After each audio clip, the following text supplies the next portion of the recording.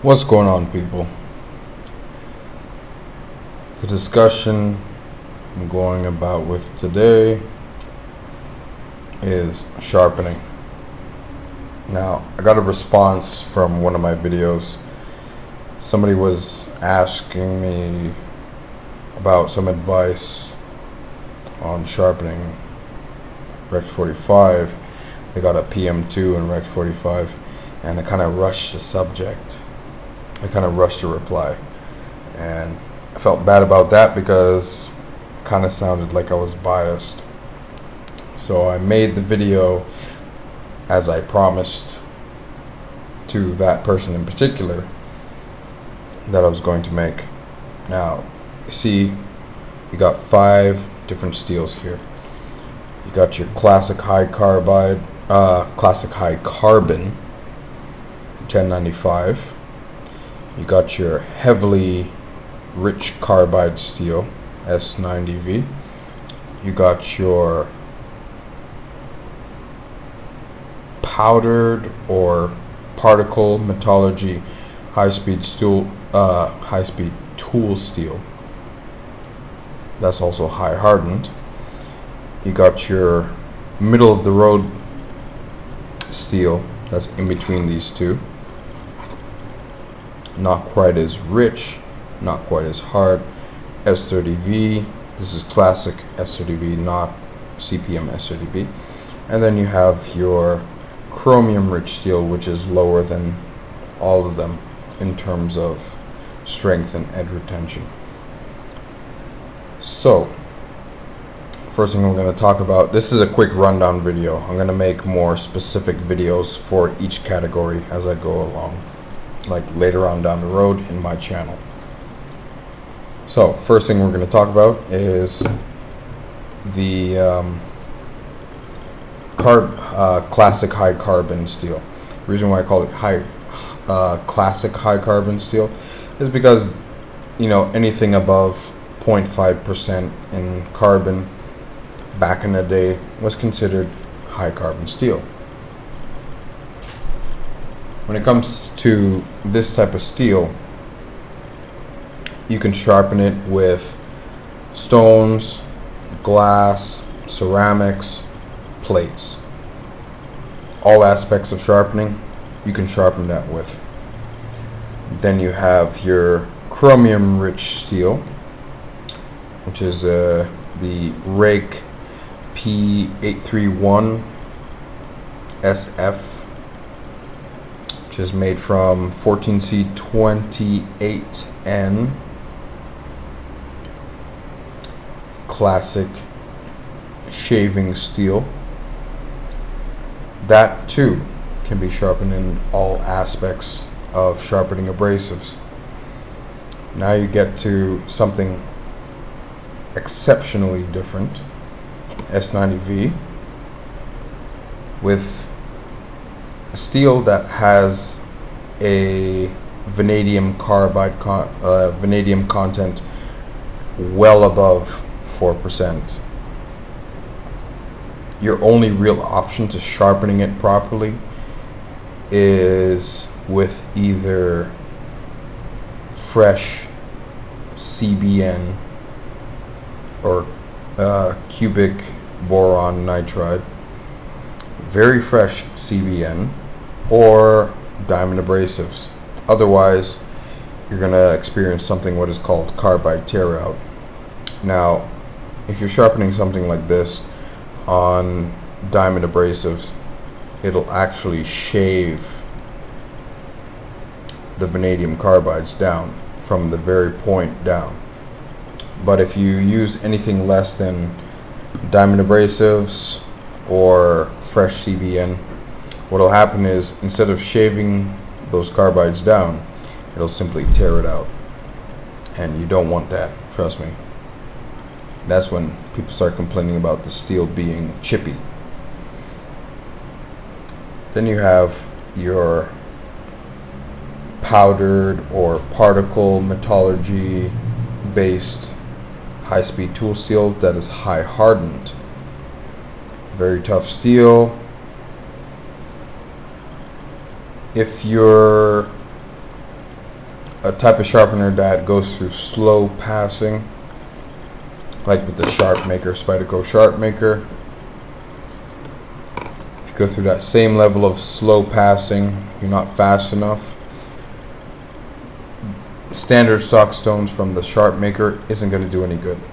Well, standard stock ceramic triangular prisms that come with the Spyderco Sharpmaker, that's not going to do anything. Instead, what it's going to do is, instead of shaving the edge bevel like how it's supposed to do and rotating the burr like it's supposed to do, what will happen is it only creates very light scuffs, and that's not proper sharpening. What you end up with is just a foggy glass based sharpening that really didn't do anything to the apex of the edge or the very pinnacle of the edge bevel. Then you have the middle down the road steels that is rich in carbide, not quite like S90v, and it has a degree of toughness, not quite like Rex 45 or any high-speed tool steel, but it's right down the middle of the two, basically.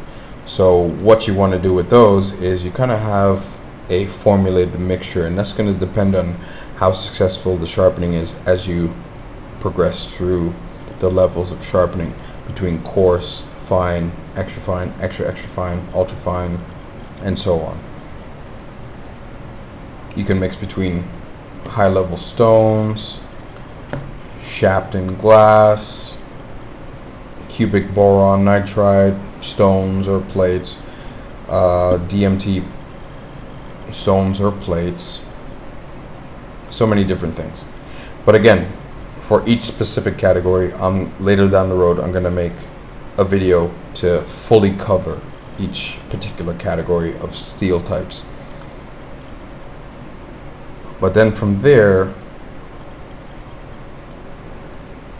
it really depends on how you do things, right? And when I talked about passing speed earlier, if you're a freehand sharpener, it depends on how fast you pass that steel over that plate or stone or ceramic or glass.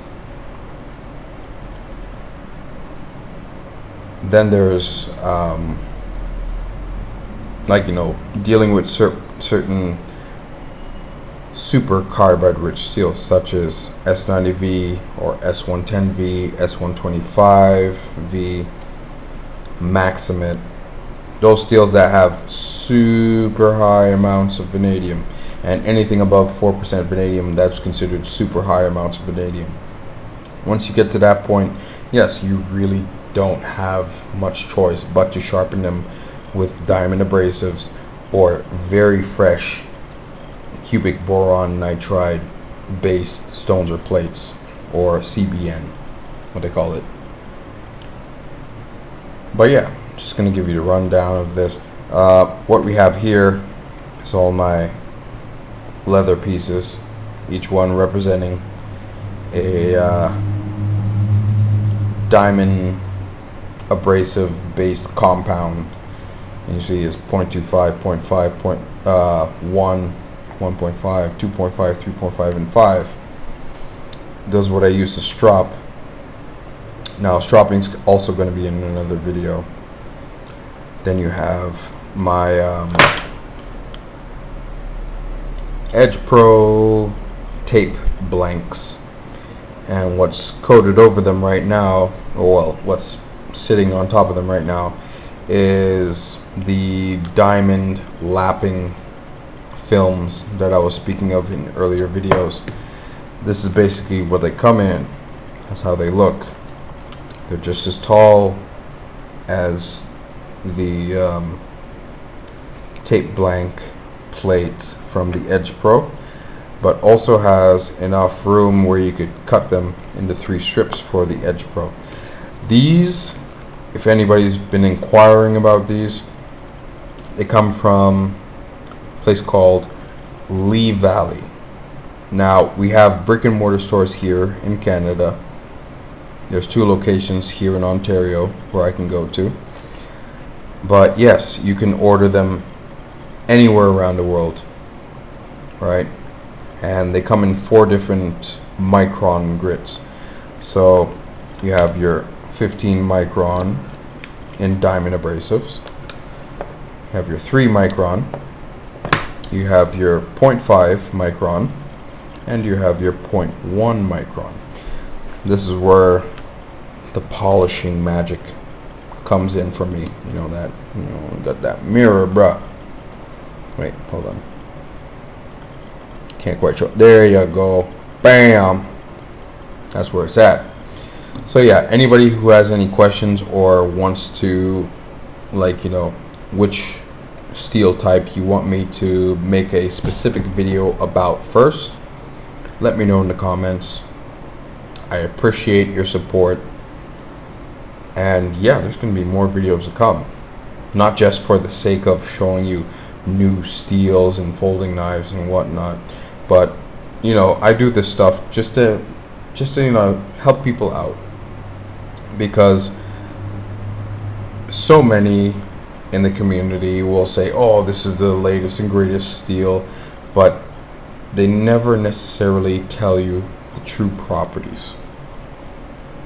That's what I'm here for. That's why I made the channel. That's what I'm trying to do. Alright? Okay, people. I'm out.